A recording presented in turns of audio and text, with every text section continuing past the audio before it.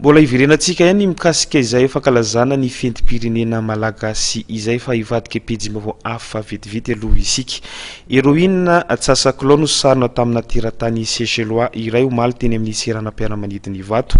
Nofatorany tamin'ny vatapeny ilay héroïne ary saron'ny polisy taorian'ny fanarahamaso manokana natao an'ity teratany Seychellois ity izay saika iondrana ho an'ny Seychelles.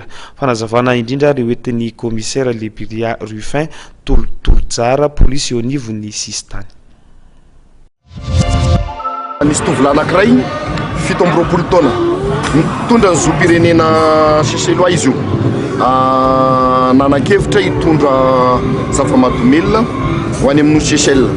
Dia tratra zany izy io teo amin'ny contrôle X teo amin'ny polisy. Zany hoe milanja Antsasakilao zany io héroïne noentiny io. Ka amin'izao fotoana zao zany efa eo am-pelatanan'ny polisy le zalahy saika hitondra ny héroïne io sy le héroïne saika hoentiny. Ny procédure moa mazava ho azy fa tsy maintsy atolotra anay any amin'ny cellule d'enquête misahana an'le zava-mahadomelina ao amin'ny polisy zany io raha mpitso ihany io dia tonga any amindreo any.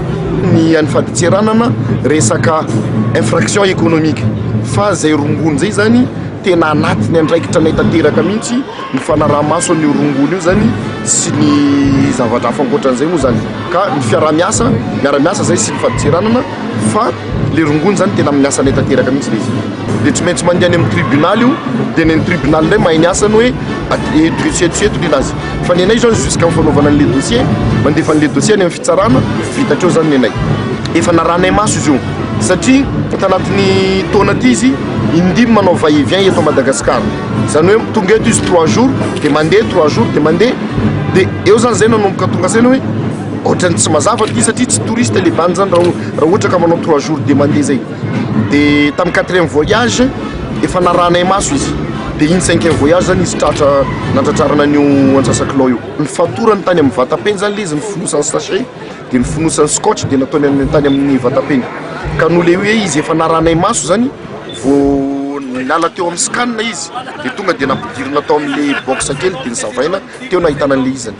Izy efa hivoaka andeha Seychelles, efa vita ny enregistrement, efa vita ny formalité teo amin'ny polisy dia efa nandalo Samada dia eo amin'ny polisy après ny scanner Samada zany teo natratrarana azy.